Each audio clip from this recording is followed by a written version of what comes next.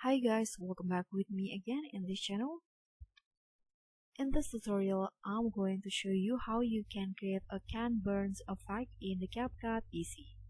So can burns effect is where you create a zoom in or zoom out effect, or where you can create a dynamic effects to a static video or an image like this. So what you need to do is just use keyframes and adjusting the scale of the photo. Here I'm going to first create a zoom in effect. So add a keyframe at the start of the image or video like this under the transform, and here go to the end of the clip. So put the playback cursor in here, and you can just scale it to where you want to create a zoom in effect like this. So when you play it, it will create a zoom in effect like this.